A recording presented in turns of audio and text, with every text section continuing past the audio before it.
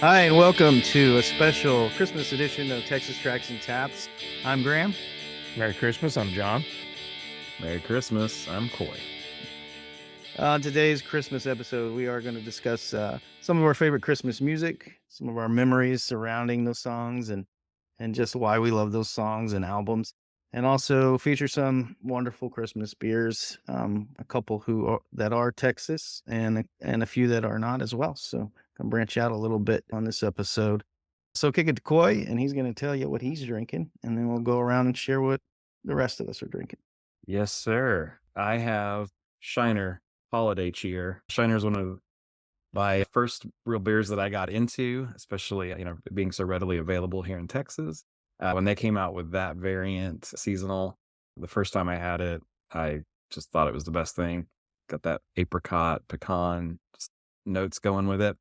Really gets me in the holiday spirit, and just kind of hadn't had it in a few years and got back into it this year in a big way. So that's what I went with for round one. Round one. Yeah, and I went out of state for round one. I actually was driving around the west part of the United States with a couple buddies, and I stumbled upon this city that I'd never heard of called Breckenridge.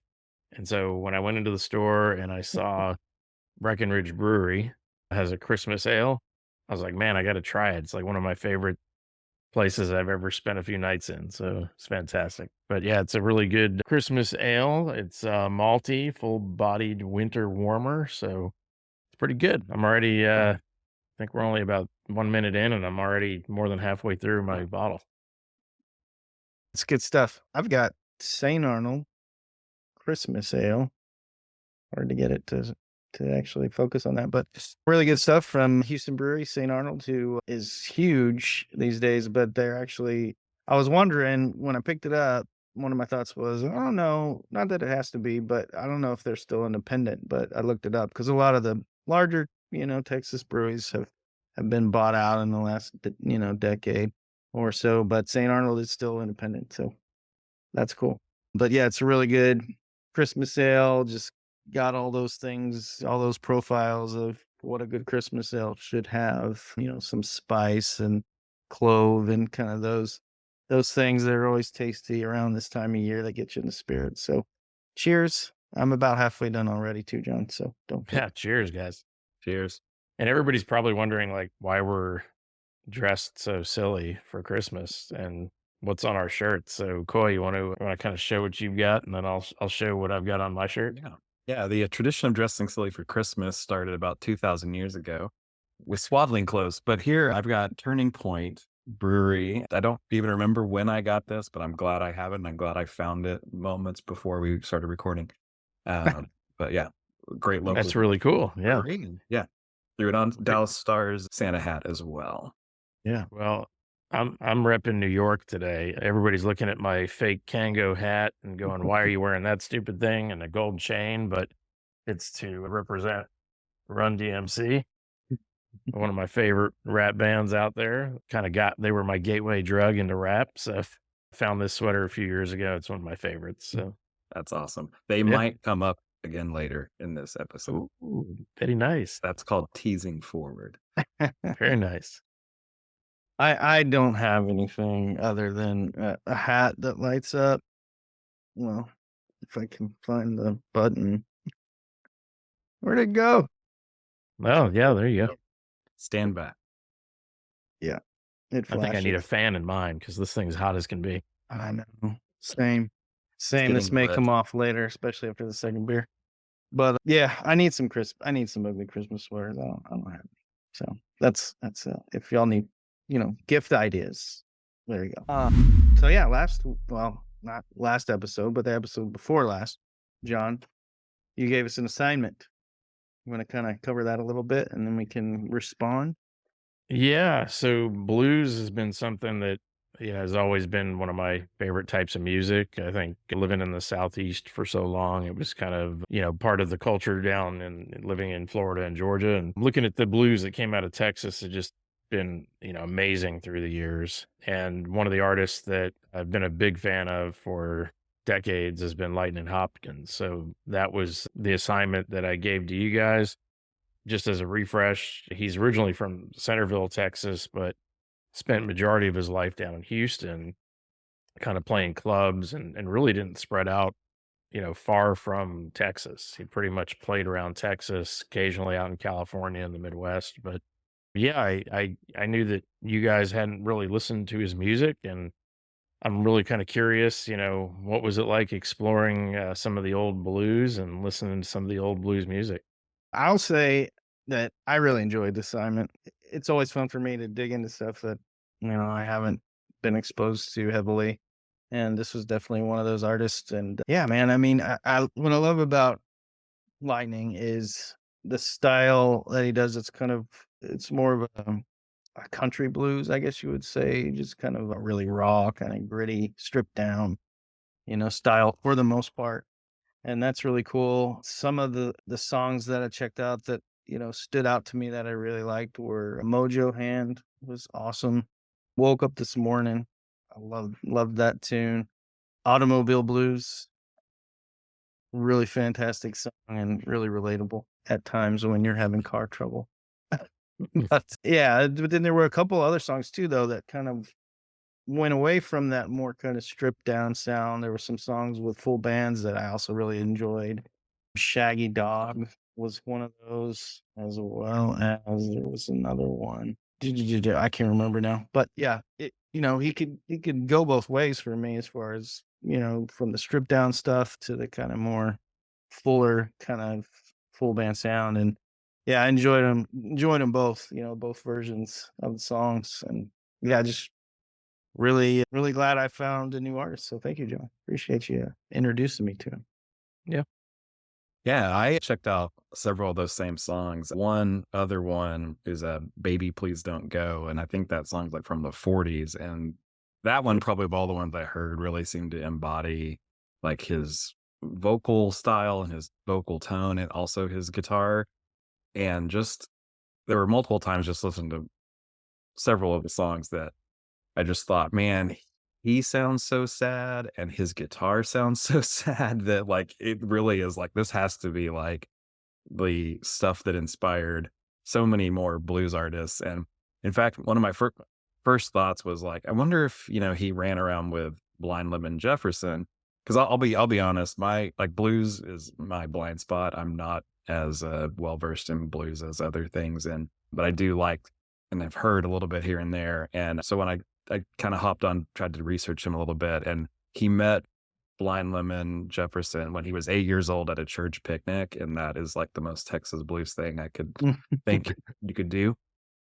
And so I was like, okay, well, that explains. So that's like, I think that's what just got kickstarted into music at a very early age and proficient. And then, but you hear how he influences those later generations of Texas blues artists like Stevie Ray Vaughan. And yeah, it was really cool to really go to the roots of a whole genre of music and that inspired other genres of music that we still enjoy today. I think the only other thing that I thought was interesting is that he also has a song called Back to New Orleans, which I think is the same song as Baby Please Don't Go, but like just a different arrangement on it, but definitely a different recording. And I was just thinking like, man, it's probably people found his music or just like called it by two different names, even though it's the same song. But I think it just goes to show his legacy of how widespread he influenced people. Another fun fact, the REM song off the Document album, Lightnin Hopkins, is not about him, but is named after him because the guitar player had an album of his out, and I guess they just saw that name and thought, let's write a song called Lightnin Hopkins. Yeah, cool name. But I was like, oh, wow, they wrote a song about him. And I'm like, nope, they just called their song. And so I like looked into like, why did they call it that? And it's like, yeah, they had an album laying around of his. So yeah, even influencing REM just with his name alone. Yeah, you both mentioned some of my favorites. So, because I wrote down like some of the ones that I remember listening to that I really dug were, Automobile Blues, that was on my list, and Baby Please Don't Go, that was on my list. But I think it's kind of funny how a lot of his songs are about women nagging him or being nagging. And it's Mhm. probably just, that old school mentality of, the 30s and the 40s and, how they grew up. But a couple of my faves that I really enjoy, if you happen to, be looking for some others, Short Haired Woman, Annie's Boogie, Mojo Hand, and it's one of his first songs called Katie May. It's like really old song, all real good.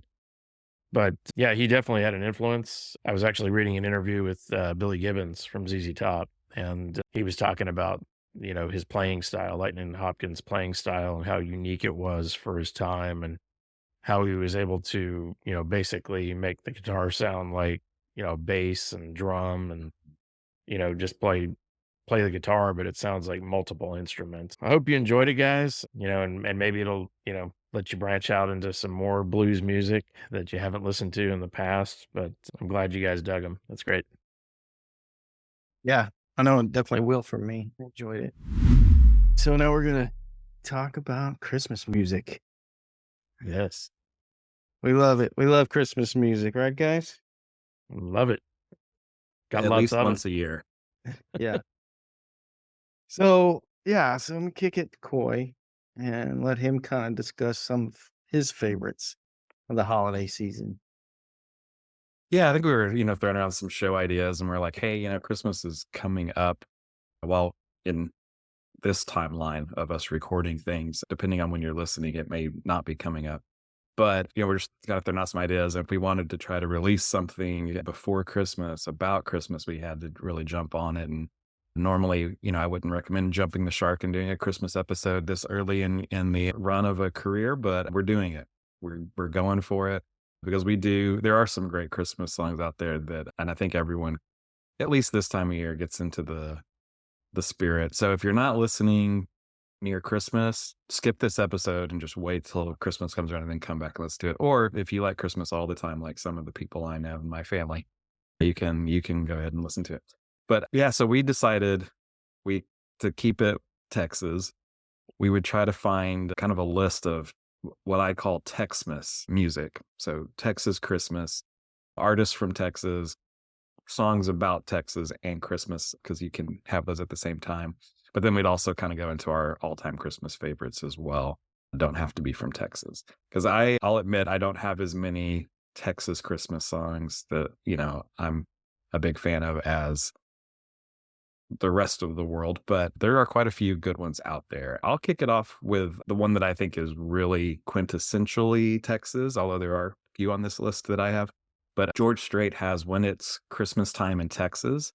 And I think just rhyming snow with San Antonio, if you can ever do that in a song, then you've pretty much, made it. But no, King George, he's a spokesman for Texas. I put him up there with Willie, and which is also on my list. But this song it makes me feel like it's Texas country and it's a Christmas song. And of all the ones I was kind of listening to preparing for this episode, that was the one that kind of stuck out to me. I do remember hearing this song when I was a kid growing up here, and especially around this time of year. And yeah, it brings back a lot of good Texas Christmas memories. Yeah, it's funny you mentioned that particular song. I was listening to that album, The Merry Christmas Straight to You, in preparation for the episode, and honestly not real familiar with that record myself, but just trying to find, some Texas stuff, material, Christmas song. Picked that one out because, I knew it would be a popular one with a lot of people. But that particular song did stand out to me as well. I think it's one of the better ones on. I mean, there's some, classics on there, like traditional Christmas songs that he does, and then some originals. But of the originals, I think that's definitely the best one on the album. And to me, I love it because it has that more of that Texas swing kind of vibe to it, which is more like you were saying. I think makes it more distinctive, Texas. So. Yeah, it's a good one for sure. I do have that entire album. Yeah, I'm not surprised. How many Christmas albums you have? Do you have that number or no? Let's just say I started playing Christmas music before Thanksgiving and play it nonstop through New Year's, and I just barely get through them all. Really? A different one. No repeats, right? No, I play the albums nonstop. So I've got a lot, but that's one of I was going to talk about it. Like in my collecting, I've got subgenres, and one of them that I really enjoy is Christmas, mainly because you can find them cheap. Like you can walk into thrift stores and find them for $1. So, yeah, I've got a pretty hardy collection, but the weirder, the better for me. So, I've got some real oddities out there. But Coy, what else? What are some of the other songs that you really are into? So we'll keep it in that kind of Texas swing vein. If you want to go back to some of the original artists that were making that popular, or just, and it also had reach outside of Texas. I have Gene Autry on here as well. He's got lots of great Christmas albums. It'd be hard to pick one. So I just picked, well, I mean, like you can't go wrong with his renditions of like Rudolph and Frosty and Santa Claus. Here Comes Santa Claus. Like you can just, it's classic. It does sound a little Texas and a little country, but I think anybody, there it is. I think anybody would, anywhere would enjoy, listening to those Christmas songs. But I'm going with Merry Texas Christmas You All, which I believe is on that album, John, that you just showed. But that is, it's got Texas in the title and is a great just Texas Christmas track, and from a great Texas artist. That's been covered by a lot of artists, especially Texas artists. So like Asleep at the Wheel has done that one. Michael Martin Murphy. Yeah. He's done that one. Ernest Tubb, another big Texas swing guy, has done that one. So I haven't heard a bad version of that song. It's a really great song. If you haven't heard it, I'd definitely check it out if you want to really feel like you are having a Texas Christmas. That one and George Strait, that's all you need. And some Shiner Cheer. And So not on that album. Believe it's it or not not. on that album. Okay. It might is be. not, but you just stole my thunder of the surprise that I had for you. That's why we should rehearse these shows ahead of time. So when I found out that I was moving, I was living in Seattle, and I found out that we were having to move to Texas. I wasn't, believe it or not, like totally excited. What? Exactly. Didn't get here as fast as you could. So I went to a thrift store that day in Seattle, and I just went digging through the records, and I found this little ditty That's that the you album just mentioned. Yeah. Yes. And I was like, it's a sign. Like I've never seen this before in my life, and I still haven't seen it. It was the one and only time, but I was like, Awesome. it's a signal that I should move to Texas. And this is from 1952. So like, what is that? Like 70, it's over 70 years old, and it's in great shape, and it's a fun song. Like I'd never heard it. So I'm pretty impressed that you know about it, because I had never heard of it. So I'm impressed that was in Seattle. yeah, it's crazy. But yeah, it's actually got that song, and I think The Night Before Christmas in Texas on the other side. So That's pretty, awesome. Pretty cool little find, and 99 cents. So it was pretty good Man. deal. You can't go without mentioning this album as a Texas Christmas album, and John has already spoken about it in previous episodes, but Willie Nelson, Pretty Paper. Yes. I mean, that's probably Beautiful. the top of the mountain as far as Texas Christmas albums in my mind. Many classics on there that, you just remember hearing growing up as a kid, especially if you lived in Texas. So yeah, that's a good one. What's y'all's experience with that album and those songs? I mean, Pretty Paper is just a beautiful song. Like it's well written. It's, vocals are great on the song. Like it's fantastic. And his entire Christmas album, and I didn't pull that for this show, but it's one of my favorites in my collection. Like out of the hundreds of Christmas albums I've got, like it's stellar. Like I'll pull it aside and play it a couple times if I can, but yeah, it's great. Yeah, I haven't heard a Willie Nelson song I didn't like, and I haven't heard him do a Christmas song that I didn't like his version of it in some way. And yeah, I kind of approached this a little differently. Instead of albums, I was making like a mixtape and just kind of pulling songs from all over. Like, this is just my kind of compilation. But Pretty Paper was literally coming up next on my list as well. But yeah, that whole album, you can spin that all day. But that song in particular is great. And then he threads through my whole list, because I've got, I'll just go to my next one. A Willie Nice Christmas, Casey Musgraves and Willie Nelson duet. That is a really fun song and more of a newer song. Her Christmas album is also really good.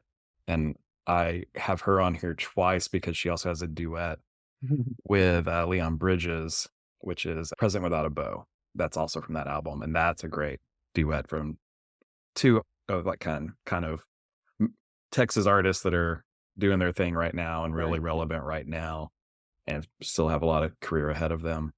That I included them on this Texas compilation album that I was making. So there's There you go. another album There it that is. I Nice. was aware of. I won't say personally one of my favorites. Again, like growing up, wasn't super into country music, but this was a name that of a guy that I knew that a lot of people were really into, especially back in the '90s. And I came across his Christmas album, Jerry Jeff Walker. Are you for the Oh, yeah. Christmas Yep. Gonzo style? To me, I think there's probably a lot of people out there that, know that album and probably relate to it a lot. So I wanted to mention it, even though it wasn't something personally impactful for me. That's one I don't have. Oh, you need to check it out. Yeah. It's actually pretty good. I mean, pretty kind of straightforward, country Christmas classics, and he just does his rendition, but it's good. And it's called Christmas Gonzo style. So, I mean, can't be bad, right? No, I don't know gotta be where a the little crazy. Gonzo, I don't know where that Gonzo comes from as far as that goes. There's a little story behind it. I should have looked into it. But yeah. John, do you have any more input on Texas Christmas music? Well, I've got some, I wouldn't call them odd, but I know Coy is a fan, but Miss Kelly Clarkson, she's actually put out 2 Christmas albums. Yes, I have the other one on my list. Yeah, I don't have her first one. This is the second one, and the first one has Under the Tree, which is the real popular song. But, she's a local favorite and beautiful voice. She does some really good renditions of, on this one, she's got Santa Baby, Rocking Around the Christmas Tree. So, and there's some originals on here as well. But I think that's a great one. Let's just get this one out of the way because the only redeeming quality on this is that Herschel Walker's on it, and he's a Georgia Bulldog. So I found the 1986 Dallas Cowboys Christmas album one day, and it was unopened. So I was the first person to actually play this record. And then, boy, I pulled this one because we went to Rag and Bones Records, and the owner of the store was telling us about a cassette from Freddie Fender that was really collectible. Like it was, I guess, really expensive. I don't remember how much it was, Graham, but Yeah, it was up there. $700, something like that. but this was one of the albums that I found that I wouldn't say it's highly collectible, but it's just not one of the most common ones. But it's Christmas Time in the Valley by Freddie Fender, part of the Texas Tornadoes, if you're familiar with them. And so it's a pretty short album, just got 8 tracks on it, but he's got a couple tracks in English and a couple in Spanish on here, but pretty cool little find I had. But yeah, Nice. that's all I got for Texas. Very cool. Well, I was going to ask, do you have, because I know you're a big George Jones fan, do you have the album that Mr. and Mrs. Claus is on that he sings with Tammy? Because that's a great track. Don't think I do have that. Okay. Your assignment is to check out that song if you haven't heard it before, especially being a George and Tammy fan. I am. Mr. and Mrs. Claus. It's a really fun song. I didn't actually even know that existed until researching some Texas Christmas songs. So literally just heard it recently, and it was good enough to make the list. I just had one more. It's a tie-in with Willie again, but Don Henley and the Eagles with Please Come Home for Christmas. I really like that song quite a bit as far as Christmas songs go, and Willie has a version as well that's pretty darn good too. But yeah, that's pretty, I think we touched on, we had a lot of overlap again, which is funny because we don't plan these ahead of time. Oh, Graham, you got some more? No, I've got a couple more. I'd be remiss and in trouble with my wife if I don't mention the Dolly Parton and Kenny Rogers album called Once Upon a Christmas.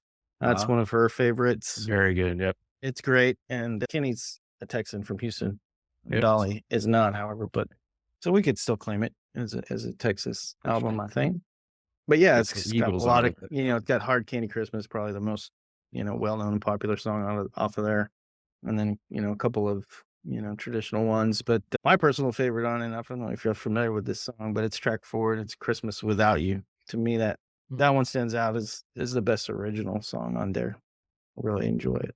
Yeah. And then the other one was, so I was thinking, I've known for a while that the Chicks, who I mentioned before, Dixie Chicks, they don't have a Christmas album, which I think is a shame. I think they should. I think it would be great.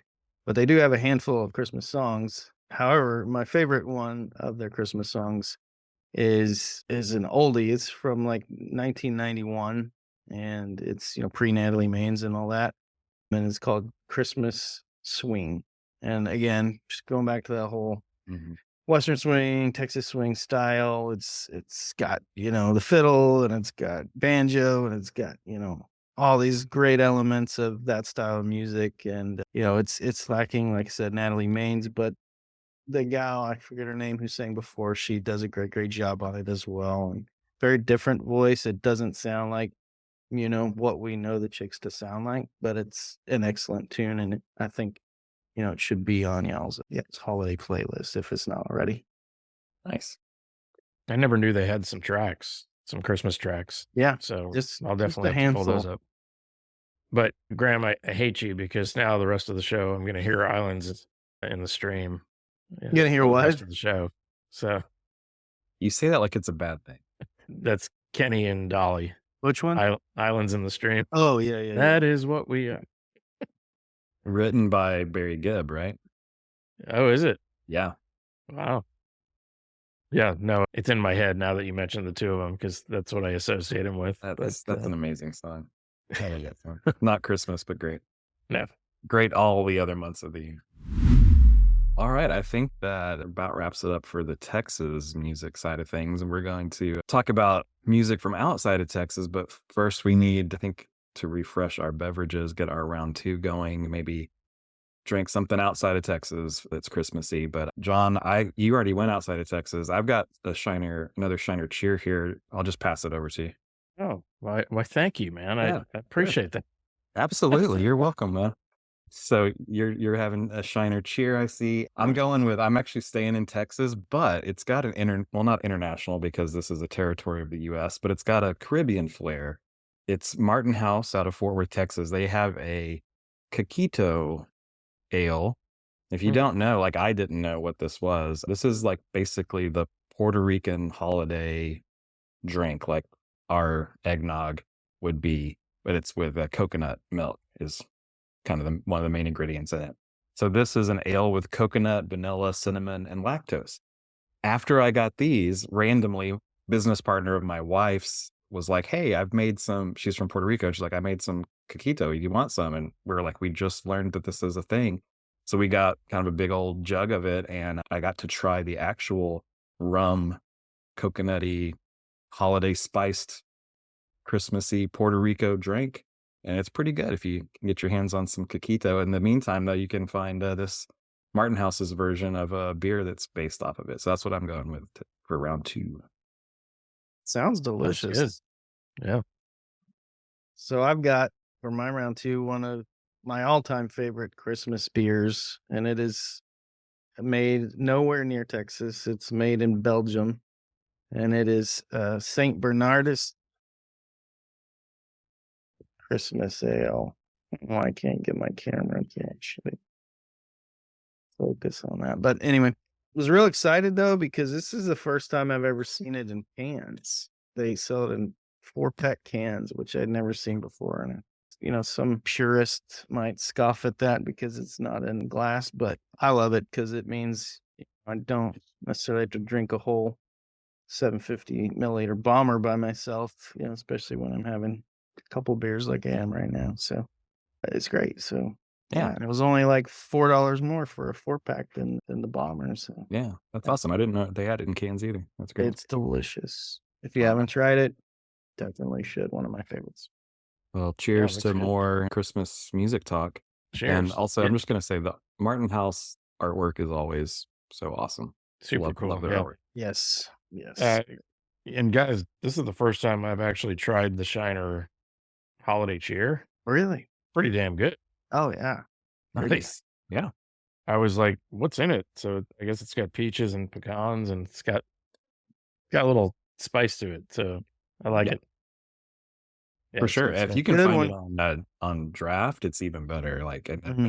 it's hard That's to find, but that's what got me back into it. We were at a restaurant in Roanoke, and they had it on draft, and I was like, "Oh, I haven't had that in forever." And then we like immediately went and bought a 6 pack. But yeah, all right. Who's gonna kick off talking about Christmas all over the world? Well, if you don't mind, like, me and my records, like I like to, show them off. I like to share them, but I'm going to share one of my favorites that is probably going to be a guy that most people are not going to be familiar with if you're listening. But it's a gentleman by the name of David Grisman. Is anybody familiar with David Grisman?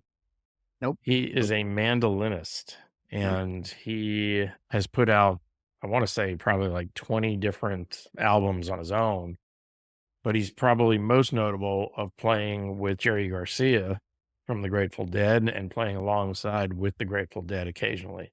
And he's put out just a bunch of albums, and this is his Christmas album. There's no vocals.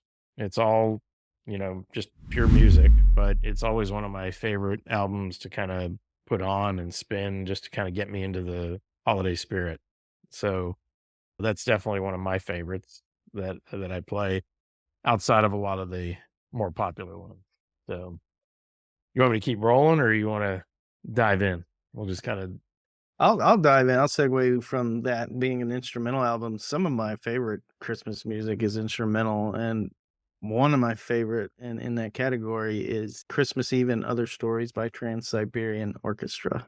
very cool. When that came out, it was just like rocking guitars and solos and stuff on these Christmas, these traditional Christmas songs. It was just awesome. So I've loved that record for quite some time since it came out. So that's the first one on my list.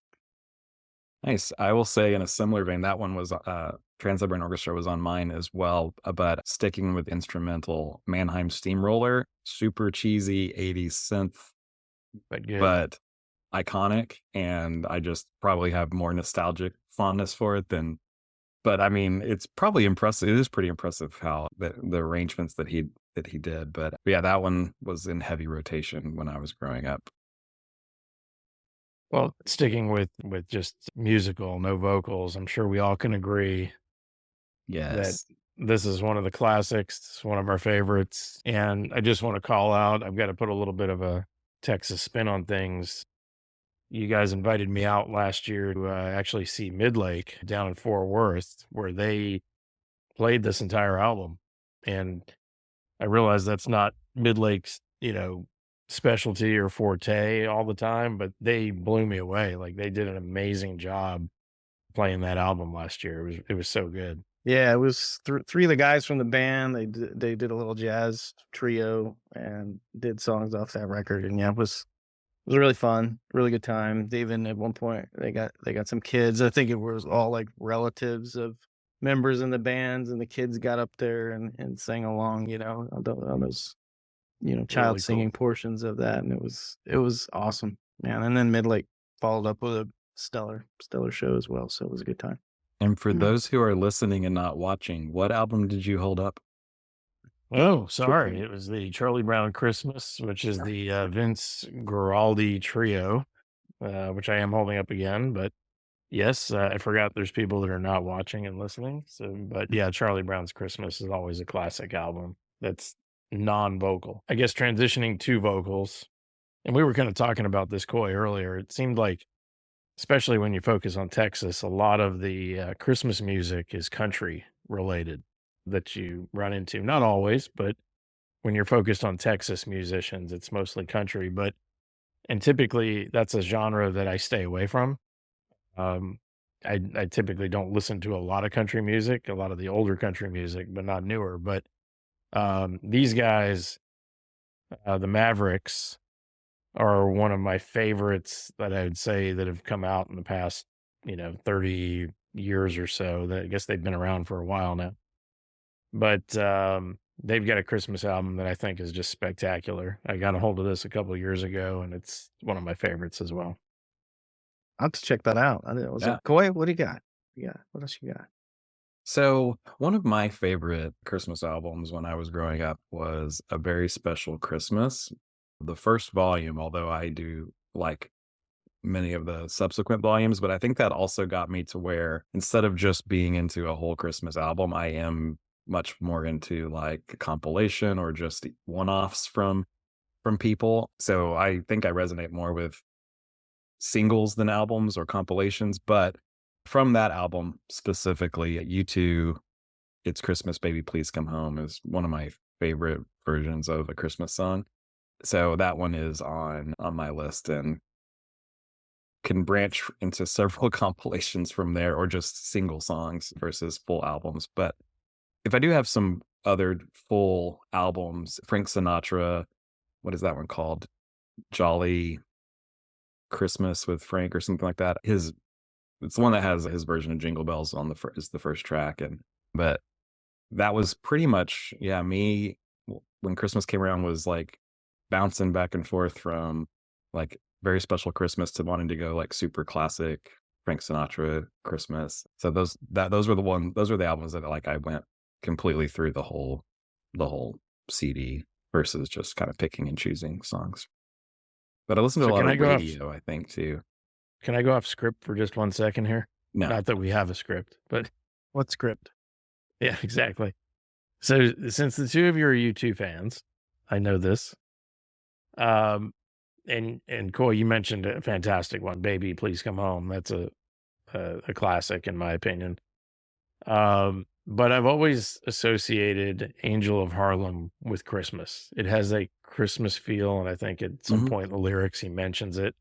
Does it qualify as a Christmas song? Yes, if you Sure. want to listen to it at Christmas and it gives you Christmas vibes, I think it qualifies. I have one on here that is like, I sometimes really like sad Christmas songs. I have a few on here that I'm like, these are super sad, but I like them. But I'll just talk about that one right now. But Brick by Ben Folds 5. Mm. Oh yeah. I don't think a lot of people would consider that a Christmas song, A, because it's super depressing, but it just is a throwaway line about how it's the day after Christmas and he has to return some gifts or sell some gifts that he got. But just a super sad song about, a really tough adult decision that they had to make as a couple and then how that just led to the relationship falling apart after that. And yeah, it's like super downer of a song, but for whatever reason, I've decided it's a Christmas song because it takes place at Christmas and, stuff happens all year. It doesn't take a break for No, Christmas. it gives you that vibe. Like Yeah. I would agree. Like I wouldn't put it on my Christmas playlist. Great But- song, though. Yeah. Yeah, it's a great, great song. song. Yeah, for sure. So for me, I guess one of the ones that, outside of ones that we've already mentioned, another one that I can just listen to the whole thing, and I did it today, and it's just every song is good, and that's the Beach Boys Christmas album. Yes. To me, Yep. that's at the top of the mountain of all Christmas albums for me, just because it's got all the classics on there that they sing are great versions. Some all the originals that are on there are good as well. I mean, Little Saint Nick. I mean, you can't that song's so good. Little Saint Nick alone is, qualifies it as an iconic album, but yeah, the whole Yeah. thing is good. I agree. That's another one you can listen to Love it. and not get sick of anything on it. So I got to call out a couple albums for the better half of John. And this is for Sarah, but they are two of my favorites as well. I enjoy them quite a bit. But the Carpenters, Christmas, I'm sure we all kind of grew up around the same time frame. That's a classic. And then living in the Southeast in Georgia and Alabama, there is nothing like hearing Christmas in Dixie by Alabama. Like it is a fantastic song, but this entire Christmas album from Alabama is just stellar. There's some really great originals on here as well as some classic songs. I mean, the red with the gold embossed lettering, It's like a present. it screams Christmas. Well, not screams, but like 4 or 5-part harmony. Yeah. Gosh, The, man, Alabama is greatness. yeah, They're they're truly, classic. truly So, great. No. and one last one for you guys. If you're looking for something new and crazy that's out there that you might not have ever heard of, but Cheap Trick Christmas is actually pretty damn good. I got this as a present, I think either last year or the year before, and I was pretty impressed. I was like, they do a good job of Christmas songs. So, Does that Another have one. the "I want you to want me, but it's I want you for Christmas" instead? I They just believe like that is on here. changed a couple of words and made it a Christmas song? I wish I was Christmas today, maybe. Nah, I thought it was I want you for Christmas, but could be wrong. It could be an original recording that you could do. No, it exists already, Oh, John. it does. Okay. I'm not making it up. It's just Okay. I don't know if it's on that album or not. No, it's actually a good album though. I really enjoyed it. It was on one of the volumes of Very Special Christmas is the only reason I know about that one. Mm. But speaking of super collaborations, Band-Aid's "Do They Know It's Christmas" is one of the most iconic Christmas songs to me, and just, listening and to tie it back to you too, because I try to do that as much as possible also. But when Bono comes in with his line, it's just like, yeah, it's just such a great song, such a great moment. And like, feel like everyone can remember, in the 80s that all those artists coming together and recording that for Live Aid or Band Aid. I got a couple more. She and Him. Are y'all familiar with She and Him? Yes. Their That's Christmas a great album. Christmas album. Fantastic. Yep. Yeah. That's Zoe Deschanel and M. Ward. Yep. Yeah, they do some of the classics. They do some originals as well. And I've loved her voice, for a long, long time. And her doing Christmas songs is just, to me, it's just chef's kiss. So definitely want to check out if you haven't. And then last one on my list is Sufjan Stevens, Songs for Christmas. It's an epic 5-disc album. I won't say I love every song on there, but there is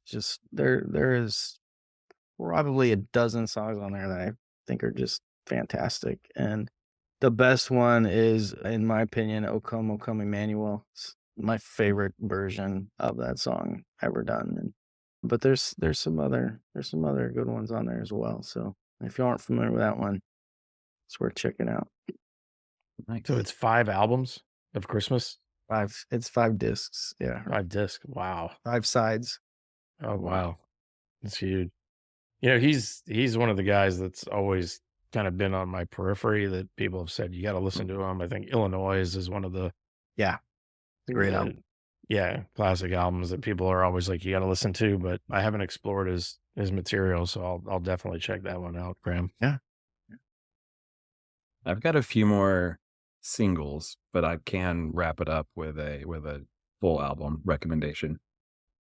But just to circle back on the Christmas songs that are maybe not like the most uplifting, or maybe a little bit sad and depressing. I don't know why. I just think it's probably that whole juxtaposition, the same reason I like peppy, upbeat songs, but the lyrics are like kind of sad and messed up and angsty. But for me, the Pogues' "Fairy Tale of New York" is Oh, yes. great Christmas song, questionable, Christmas relevance. But other than that, like what I'm saying is like, life doesn't take a break on Christmas. Like sometimes it just, you're in the drunk tank and the NYPD choir band is singing. But yeah, I mean, I've always loved that song, but I think last year it really, after Shane passed away from the Pogues, and I like, he passed away on the November 30th. I watched his wake. They broadcasted it, like streamed it on YouTube, and I watched his wake and just saw everyone just singing and like dancing in the aisles. And I'm like, to have a funeral like that is says a lot of something about what he did, what he meant to a lot of people. But he was also born on Christmas, so he's got that Christmas tie himself. But that's just a great song. I love that song. I love how it starts out slow and piano and then gets all Irish and rowdy. It's just a great song. And then another one is really cheesy, but I also like it. It is "Same Old Lang Syne" by Dan Fogelberg. It's just this whole like running into an ex, and I thought during the holidays, I don't know why I like it. It's really cheesy, but there's the Backstreet Boys covered it, and that's the absolute, it's unlistenable. You want it to go, like, if you want to see how bad it could go, how cheesy it could go, that's the version to listen to. But for some reason, even though it's super cheesy, and like with the melody and the falsetto and the sax solo at the end, it just works. And probably because it's from that 70s kind of James Taylor era yacht rock, thing. But just, I don't know why, but it tells a story and it just draws me in. It's not like necessarily a super happy story, but it's just a good story. So I'll end it with a happier note. As far as a full album that you can put on and it's just super fun is Bare Naked for the Holidays by Bare Naked Ladies. Hmm. And the track on there that I'll specifically call out is their song with Sarah McLachlan. It is God Rest You Merry Gentlemen medley with We Three Kings, and it's very jazzy, very cool. If you've never heard that song, check it out, but also that whole album. That they actually came out with Christmas songs piecemeal, and then finally had enough to make a whole album, and they added some more. So, but that whole album is really good. But Yeah, I'll have to check that out for sure. I'm not a huge Bare Naked Ladies fan, but I love Sarah McLachlan, and I don't know that song, so yeah, I'll it's definitely really good. check that out. Canada coming together for some great Christmas. I did have one more that so I'll just end, my list with this one, but it's, I don't want to say it's great or anything like that, but it's, for me, the past 10 years or so of Christmas, I just like to put this on my list and play it in the car or whatever. And that's Christmas with Weezer. It's just a lot of fun. They do a bunch of just traditional songs and hymns, and it sounds just like you would think it would sound like. It sounds like just Weezer doing Christmas songs, and it's awesome. I love it. Yeah, it's like that cover album that they came out with that you're just like, oh man, these are all great covers. It's like, it sounds like the song, but also Weezer. And then they came out with that Christmas one. I was like, oh, they did it for Christmas too, of course, because of course they did. Now that's a more recent favorite of mine as well. And then you reminded me, there's a couple more I have to mention. Dave Matthews and Tim Reynolds' Christmas song is a great, just, Yeah. two guitars and Dave singing, and just a really cool version of the Christmas story. That whole album is. Yes, the whole album. I don't The know. whole album's not Christmas, but the whole album is great. Yeah, I didn't even know who Tim Reynolds was till that album came out. But Yeah, same. those two together, just Mind blowing. Yeah. So good. And then the band's Christmas Must Be Tonight. It's been covered a bunch of times too, but the original that they did is a pretty great track. If you are into the band, I recommend that song as well. And I have a whole list. I could go on and on. Guster has a great Christmas track called Mamacita Donde Está Santa Claus. I recommend that one as well. But yeah, I'll just have to stop because there's simply too many to name. Yeah. We'll have a playlist. We'll just put together a playlist. I'll tell you, you guys just shared a couple that I'd never heard of. Like, I've never listened. I've never heard the Weezer. I've never heard the Bare Naked Ladies. Fans of both of those bands. Yeah. And I'm under the table punching myself that I didn't mention the Pogues, because that is an absolute favorite of mine. Love that song, even though it's not, I guess, really technically a Christmas song.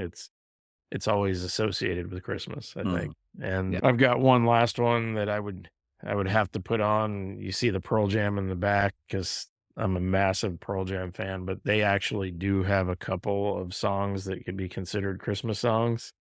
And there's one called Let Me Sleep that, if you haven't heard it, it's got a very strong Christmas vibe to it. So it would definitely classify that one as a Christmas song. It's a very slow song, but that would be on my playlist of songs as well, along with Fairy Tale of New York. It's still, I'm not familiar with that one. Yeah, I'll have to check that one out. Yeah. Graham, would you consider 12/23/95 by Jimmy Eat World a Christmas song? Yeah. I do. I was just curious about how other Jimmy Eat World fans viewed that. I would. Well, Brick is a Christmas song. Anything can be a Christmas song. I mean, yeah. No, but yeah, I would say for sure that is Christmas adjacent. Yeah. We could do a whole episode on Christmas adjacent. Well, let's not. No, this has been fun. This has been fun for sure. What I want to know is, what are y'all's favorite Christmas songs? Y'all out there who are listening, we want y'all to chime in and let us know, what we left off the list and what are your favorites so that we can discover new things and new songs and new albums that might be on your Christmas playlist. So comment and respond, reply, whatever it is that you need to do. And yeah, kick it to Koya. He's going to tell us what's in store for our next episode 5. Yeah. So our next episode, we are going to flip it a little bit. We told you in our first episode the origin stories of our musical journeys. And so we're gonna, we try to talk about music, have beer, talk about beer a little bit. We're going to flip it and talk about beer and kind of what got us into beer, what do we like about it, why do we still drink it, and then we'll talk a little bit about music while we talk about beer. But yeah, we're just going to kind of flip the script a little bit for that episode and go more beer forward than we have been. But it'll be fun. I'm looking forward to it. Yeah, for sure. Be different and good. Looking forward to it as well. Now we're at the time of the show where it's our turn. I guess Coy and I's turn. I don't know how it turned into Coy and I giving John assignments and John giving Coy and I assignments, but somehow that's how it's developed. We're gonna mix it up. Well, I don't know. We'll stick with it. Maybe we'll switch it up at some point, and someone will just have their own, thing for whoever. But anyhow, we want John, who John's familiar with the band, has heard of them, has maybe heard, a song of theirs here and there, but hasn't really dug into their catalog. And that is the Dallas band Old 97s. So we want John to kind of dig into that and get his thoughts on their catalog and their sound. Because Coy and I have been fans for a while and I've always enjoyed, their music, and particularly their live shows are always fantastic and a lot of fun. They're very high energy, and you can tell they're just having fun up there, doing their thing. Coy, I know you're probably even a bigger fan than me, so I'll let you kind of touch on Old 97s a little bit. Yeah, so I definitely want John to check them out more than he has and just kind of get to know them better, let us know what he thinks about them, because I'd love for us to go check out a show because they play locally pretty often. And that, like Graham is saying, is, for me, I liked their music, but when I saw them live, I was like, oh, okay, I'm like a super fan. Like it was, it's awesome. And if you need to stay in the Christmas vein, they put out a Christmas album in 2018. I just actually found out and didn't have a chance to listen to it to know if I should put it on these lists or not. But from what I'm sure it's actually really good. I'm going to be checking that out. But also, if you like Marvel, the MCU, they are in the Guardians of the Galaxy holiday special in heavy alien makeup. So you wouldn't know it's them unless you knew it was them. But they do a Christmas song in that holiday special too, and then at the end they do another Christmas song with Kevin Bacon. Wow. So check out the Guardians of the Galaxy holiday special too if you want to get more. Question, because I love this assignment, because they're one of those bands that I've heard of but never really listened to their music. I remember that one of their albums has a football player on the front of it. Yeah. So is that a good place to start, or is there another one that I should start with? Yeah, where should you start? Oh man, that's a good question. I don't think that's a bad one to start with. And isn't that a Roger Staubach reference? I think that one's called, I think it's called 12 and his number. Yeah. But yeah, it's a Dallas Cowboys Roger Staubach reference, I'm pretty sure. Yeah. I'm not as maybe familiar with that one as some of their other ones, but I don't know. For me, it's hard not to start at the beginning. And Okay. Yeah. That's what I was going to say. That's so. Too Far to Care. Start with Too Far to Care if you want to start with a whole album. Yep. But they have, there's multiple. Throw it on my playlist. Good ones from there. Oh, and if you want to watch the breakup with Jennifer Aniston and Vince Vaughn, they are also a plot. I was going to say plot device of that, because the director was a really big fan of theirs. Or no, Vince Vaughn. Yeah, Vince Vaughn was a big fan of theirs, and so they had, I think, met and become friends. And it's kind of a cool part of the movie where Like they go to a Old 97's concert. Oh, really? Yeah. Um, So Maybe it's I'll check that out. Yeah. it's important to the plot of the movie. It's not just they're at an Old 97's concert. It's actually like, wow, this took place at this part of the movie took place in Old 97's. Otherwise, I don't really recommend that movie, but Always I torturing me watched with it, I was like, rom-coms. oh, this is a cool thing that's happening in this movie that I'm barely paying attention to. No offense to people who worked hard on that movie. Yeah, they actually funny little side. The band posted the other day on their Facebook a picture of them with Jennifer Aniston, but it was the worst quality photo I've ever seen, maybe in my life. It was so fuzzy, like it didn't look like Jennifer Aniston at all, and everybody was commenting, including myself. I was like, is that really Jennifer Aniston? In fairness, that's their Believable, Facebook page, but obviously, I don't think they because posted that they did picture. do the movie with her, and it is her, but Yeah. the picture's so bad you can't tell if it's even actually her. It distorts her face in such a way it doesn't look like her. So anyway, just thought that was And do you think the band posted that, Graham? well. I know it's their Facebook someone page. running their social Yes. media posted it. Yeah, the band's Facebook page, not the band themselves, probably. It did have the feeling someone found a really grainy photograph. I was like, oh, this is cool. Let's throw it out. That's- Yeah, but it was funny. I thought it was her stunt double personally, but That's what I said. Well, that's gonna do it for our Christmas special episode 4. If you would, we would be grateful if you would subscribe, like, hit the bell, whatever the things you do on whatever platform you're using, just to stay in contact and in touch with us and know what's going on. And we appreciate anyone who is listening and who does listen in the future. We thank you. Let us know what you want to hear about. Yeah. We're happy to listen to your subjects. So until Jennifer next Aniston time. talk. Until next time, we wish you a happy Hanukkah, Merry Christmas, happy holidays, whatever it is you celebrate. We hope it's a good holiday season for you. Cheers. See you next time. Cheers.